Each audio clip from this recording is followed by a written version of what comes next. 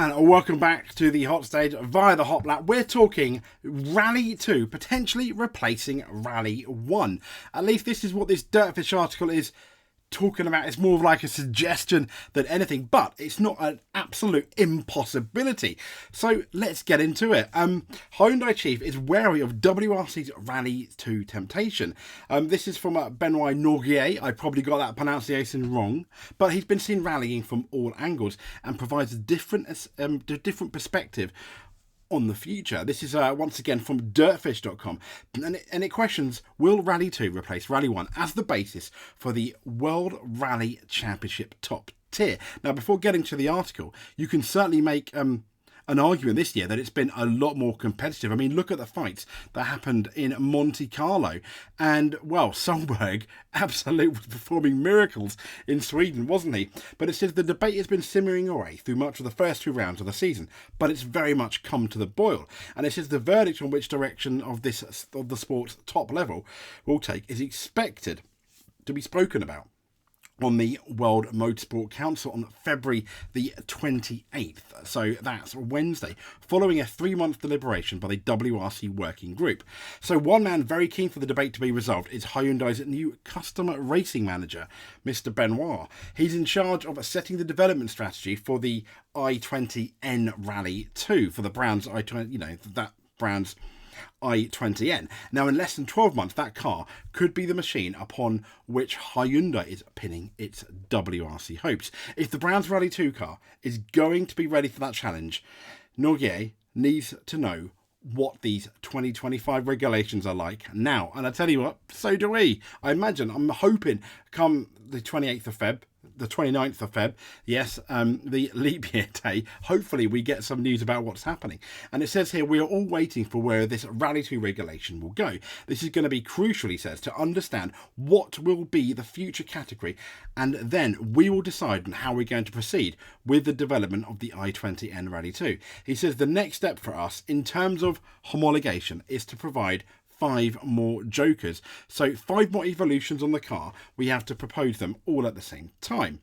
The FIA's is extremely so the FIA's decision, it says, is extremely crucial to that choice. For sure, if the category changes, if the goal changes, it will have an influence on our choices. Now, simply binning Rally 1 and bumping Rally 2 up to the top of the FIA's pyramid has been viewed as a quick and simple solution in some quarters.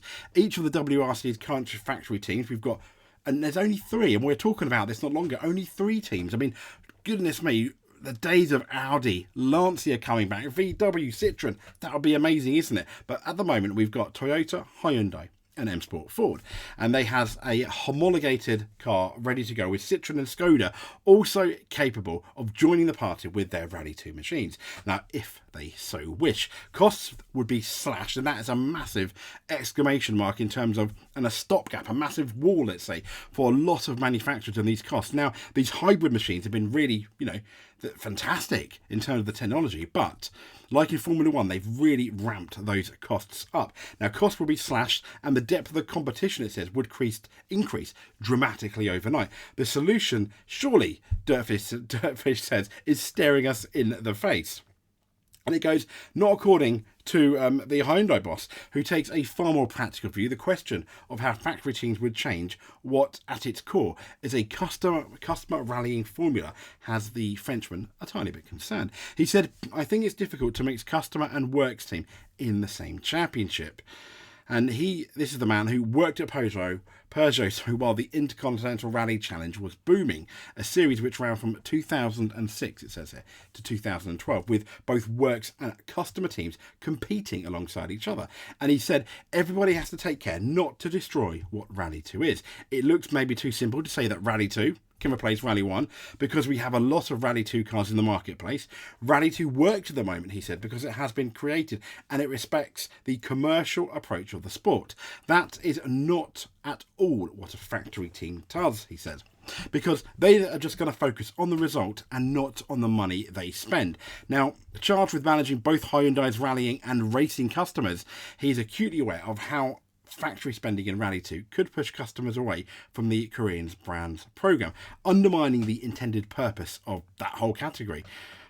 He responded, if you take the example of Skoda during the IRC, they were focusing so much on the official project, that's the Fabia S2000, that their customer program was not so big. There were almost only official cars, and it was almost impossible for customers to get these cars.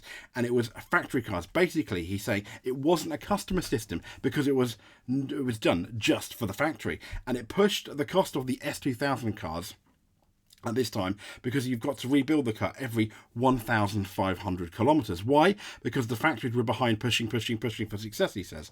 That's why, for example, in TCR, an international touring car class, which Hyundai has a customer program, also here in the UK as well, we know quite well what the situation is, and it's something that everybody is taking care to keep this balance between the factories and the customers. Well, now, while Hyundai's TCR operation, he says, gives it some experience of operating a customer program alongside work-supported teams, he says he remains nervous about applying this model to a championship as prestigious of the WRC, where manufacturers are going to inevitably prioritise chasing the ultimate global glory. And he says, I think it's difficult to make those two cohabit in the same championship with the same rules. Honestly, I'm a bit afraid this could destroy what Rally 2 is, which is a big success at the moment. And I understand we have this temptation for all of us. We would like more cars on the grid and to improve the number of competitors. But I think to mix those two is a bit dangerous.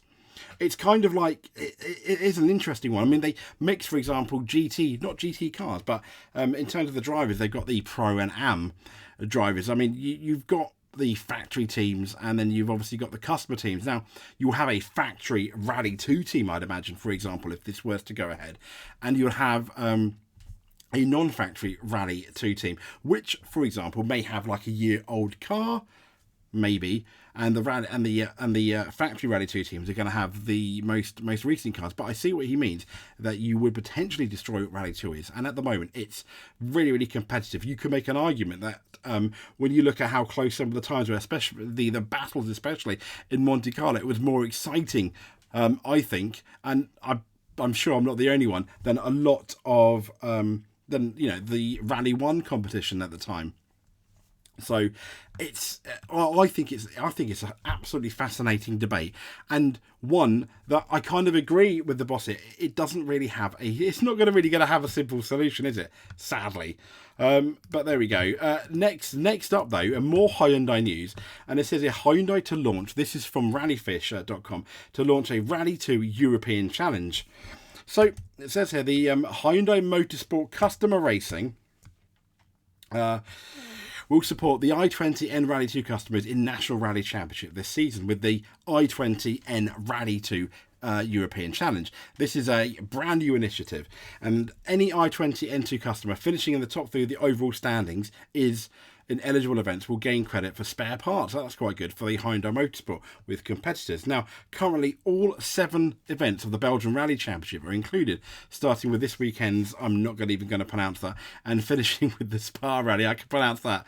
In Germany, it says the extra reward will be on offer at Rally. I'm going to get that Sulingen in May, and Saarland Parflats Rally the following month. I absolutely destroyed those names. I'm so sorry. But I think so. We've got obviously Hyundai launching their Rally 2 European Challenge, which I think is really good, which kind of goes back obviously to our first story. So I guess hopefully we get some news of this big World Motorsport Council meeting next week. At the time of recording, it's just about still Sunday, and it's going to be interesting, isn't it? What is going to happen? How the rules are going to change? I can't help but feel that something does need to change, because I'm not the only one. We want more manufacturers competing against each other at the top of Rally. If that does end up being Rally 2 and they can keep it healthy and still respect it, I guess so be it. But more manufacturers, more teams, more drivers. I think most people want that. More competition. Obviously, there are people a lot more intelligent than me in relation to Rally. To get that done, I imagine, is going to be a massive challenge. But as a Rally fan, wouldn't that be amazing? Maybe it's just a dream.